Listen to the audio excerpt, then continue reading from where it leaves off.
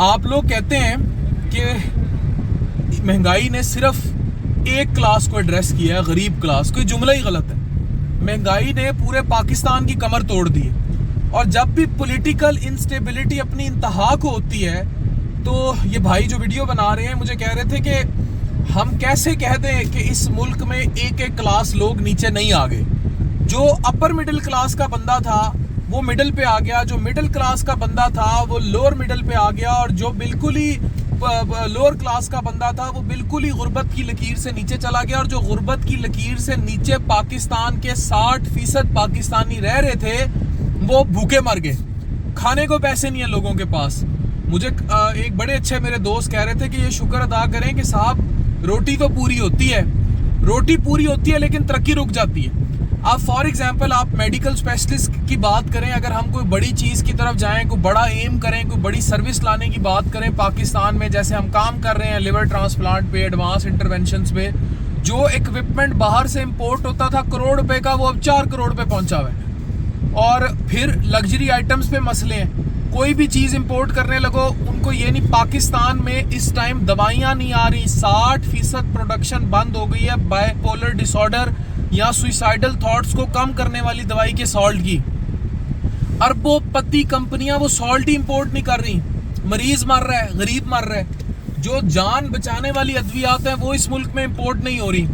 اس time میں یہ Honda civic میں بیٹھا آپ کو نظر آ رہا ہوں. اس گاڑی کو افورڈ کرنا میرے جیسے کے لیے عذاب بن گیا ہے, کیونکہ افورڈیبلٹی رینج سے چیزیں باہر جاتی ہیں. آپ کوئی چیز لینے لگیں اس میں 10,000 کا پیٹرول ڈلوائیں, دوسرے دن پتہ لگتا ہے ختم ہو گیا ہے. آپ اس کی کوئی چیز لینے لگیں آپ کے یوں پیسے آپ یوں جاتے ہیں. تو ہر بندہ افیکٹ ہوا ہے. اگر کوئی یہ کہے کہ جی اس سے کوئی اسپیسیفک کلاس ایڈریس ہوئی ہے یا اسپیسیفک کلاس کے لوگ متاثر ہوئے تو یہ بات ہی غلط ہے. اس سے ہر پاکستانی متاثر ہوا ہے. کل میرا ایک دوست ابو ظہبی میں ڈاکٹر لگا ہے, اس کی تنخواہ ہے 55,000 درہم, جو کہ بقول اس کے پاکستانی بنتے تھے 32 سے 35 لاکھ.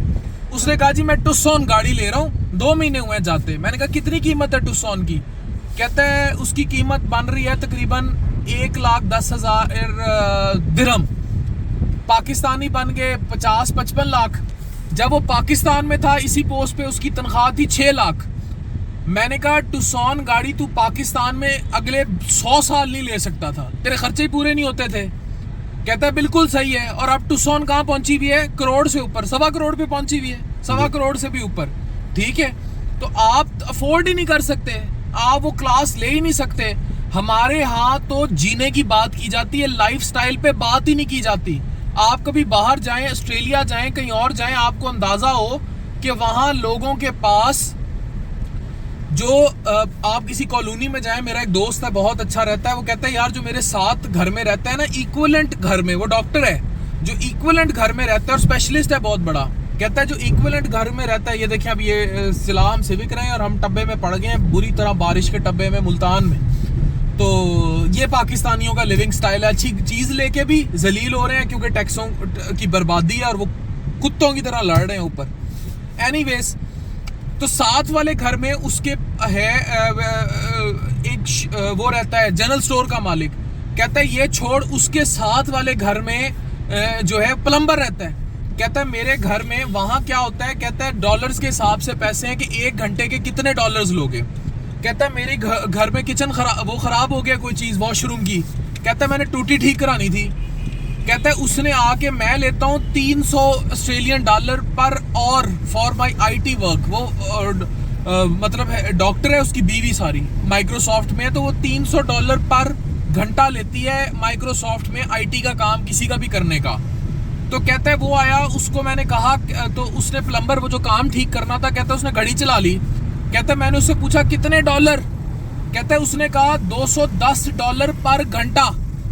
یعنی کہ وہ تھوڑے سے کام کے اس سے 50 یا 60 ہزار روپے آسٹریلین ڈالر میں لے گیا کوئی آدھے گھنٹے میں کام کر کے. تو اس نے گاڑی کون سی رکھی ہوئی, کہتا ہے میرے سے مہنگی BMW سے اترا وہ, اور گھر بھی اس کا میرے سے اچھا, اور وہ خود ڈاکٹر تھا, بیوی مائکروسافٹ میں تھی. تو وہاں لیونگ کوالٹی اور لیونگ سٹینڈرڈ کی بات کی جاتی ہے, ایکویلٹی کی بات کی جاتی ہے. وہاں آپ کو سڑک پہ بھوک ننگ نظر نہیں آتی کیونکہ اسٹیٹ اٹھا لیتی ہے. یہاں چائلڈ پروٹیکشن والے بچے اٹھاتے پھرتے ہیں، وہ بچے جن کے ریپ ہو جائیں سڑکوں سے، بس یہ پروٹیکشن ہے جو اسٹیٹ دیتی ہے، چھاپے مارتی پھرتی ہے، بس دیٹس اٹ۔ لیکن وہاں اسٹیٹ پروٹیکشن کا مطلب یہ نہیں ہے کہ بچہ سڑک پہ بھوکا مر رہا ہے تو اس کو چائلڈ پروٹیکشن والے بس اٹھا کے وہ 30-40 جو وہ انہوں نے کمرے میں رکھا، بہت بڑی نعمت ہے چائلڈ پروٹیکشن بھی، کہ ان کو وہ وہاں رکھتے ہیں، وہیں وہ قرآن کا درس ہوتا ہے، وہیں وہ پڑھتے ہیں، گورنمنٹ اسکول میں کہیں داخل ہو، وہیں جب تک 11-12 سال وہ ایک چھوٹے سے ہاسٹل میں کمروں میں رہتے ہیں۔ بٹ وہاں یہ نہیں ہے، اور یہ بھی کسی کو نصیب ہوتا ہے، وہاں چائلڈ پروٹیکشن نام کی چیز نہیں ہے۔ اگر کوئی مر رہا ہے بھوکا یا گھر میں اس کی ایگزسٹنس ایشوز ہیں، چیزیں ہیں، ریاست پالے گی، ریاست اس کی ہر چیز افورڈ کرے گی، اس کو ڈاکٹر یا انجینئر بنائے گی، اس کو خود کفیل کرے گی، اس قابل بنائے گی کہ وہ ریاست کو کما کے اچھا ٹیکس پے کرے۔ پاکستان میں کہتے ہیں جی ٹیکس دے دیں، لٹس لٹیا ٹیکس دے دیں، اب اسی گاڑی پہ لاکھوں روپے کا ٹیکس ہے جو ہم نے دیا ہے، کیوں 2.25 کروڑ سے اوپر ہے؟ کیونکہ لاکھوں روپے کا ٹیکس ہے، تو اتنی ہیوی ڈیوٹیز ہیں، اور بدلے میں نہ ویسی سڑکیں ہیں، نہ ویسے کوئی سہولیات ہیں، نہ اسپتال میں۔ آپ بیمار ہو رہے ہیں، آپ نے علاج خود کرانا ہے، ٹھیک ہے، ٹیکس آپ دیتے رہیں، ٹیکس دینا چاہیے، ٹیکس چوری ریپ سے بھی بڑا جرم ہونا چاہیے اس ملک میں بھی جیسے باہر کے ملکوں میں ہے۔ لیکن سہولیات کب ڈیولپ ہوں گی؟ بیمار ہو گئے ہیں، آپ نے علاج خود کرانا ہے، اس ٹائم JTC کودے گا، سیلانی ٹرسٹ کودے گا، ایتی فاؤنڈیشن کودے گی۔ کس ملک کی سب سے بڑی لعنت یہ کیا ہوگی کہ آپ کا کوئی مر گیا ہے تو آپ کی لاش ریاست نہیں اٹھاتی آ کے روڈ پہ سے، ایدی اٹھاتا ہے آ کے، ایدی فاؤنڈیشن آپ کا کفن خریدتی ہے۔ یہاں لاش کو مرے ہوئے کو، میں مر جاؤں آج، مجھ مرے ہوئے کو چھیپا آن کرے گا، ایدی فاؤنڈیشن آن کرے گی، ریاست کب آن کرے گی بھائی؟ ریاست نے کب آن کرنا ہے؟ اور ریاست آن تب کرتی ہے اگر وہ اپنی چھینا جھپٹی سے باز آ جائے۔ آپ کو کیا لگتا ہے پوری دنیا یہ تماشا نہیں دیکھتی کہ ایک دن آپ کا CM سب سے 12 کروڑ کی آبادی کا CM کون تھا، اگلے دن کون ہے، پھر تماشا ہوا کون آ گیا، پھر تماشا ہوا کون ہو گیا؟ کتنی انٹرنیشنل فالوئنگ، اگر آپ ڈونلڈ ٹرمپ کا ٹویٹر بحال ہوتا ہے، اس کی کتنی انٹرنیشنل فالوئنگ ہوگی؟ اگر وہ پولیٹیکلی یوز کرتا ہے تو کیا پولیٹیکل ٹرمائل پوری دنیا نہیں دیکھتی؟ تو اسی طرح کیا بلاول، مریم نواز، جو پورے میڈیا ہاؤسز ہیں، عمران خان، ان کے ٹویٹس دنیا نہیں پڑھتی؟ ان کا میڈیا آپ کو نہیں دیکھ رہا؟ انہیں پتہ ہے کہ آپ جنگل ہیں، آپ کیا کرتے پھر رہے ہیں؟ تو پھر کیسی ریاست، کیسا پیسہ، کیسی آنرشپ، کہاں سے؟ پھر تو لاشیں چھیپا اٹھائے گا، چھیپا اور ایدی بھی اٹھا لیتا ہے تو ان کی مہربانی، نہیں تو کتے کھائیں، پاکستانی مرے کو کتے کھائیں گے سڑکوں پہ اگر یہ نہ اٹھائیں تو۔ یہ تو مطلب فلاحی ریاست ہے اور اس کو فلاحی ادارے چلا رہے ہیں، یہ بات میں بڑی دفعہ کہہ چکا ہوں۔ ہمیں سوچنا ہوگا کہ ہم گریجولی کب بلڈ ہوں گے۔ ابھی یہ پولیٹیکل انسٹیبلٹی رہتی ہے تو ڈالر چلا جائے گا 300 روپے پہ، اور اگر ڈالر 300 پہ جاتا ہے تو ہم لوگ بھی کچھا میں نے ابھی بھی پہنا ہوا ہے، ہم لوگوں کے کچھے بھی چھن جائیں گے، ہمارے چھن جائیں گے تو غریب تو بالکل ہی مرا نا، اس کے تو ماس بوٹی چھن جائے گی۔ تو ہمیں یہ سوچنا ہوگا کہ ہم لوگ ایز نیشن، ایز پاکستانی کہاں کھڑے ہیں، اور ہم میں سے کوئی بھی یہ نہیں سوچ رہا کہ ہم ایز نیشن، ایز پاکستانی کہاں کھڑے ہیں۔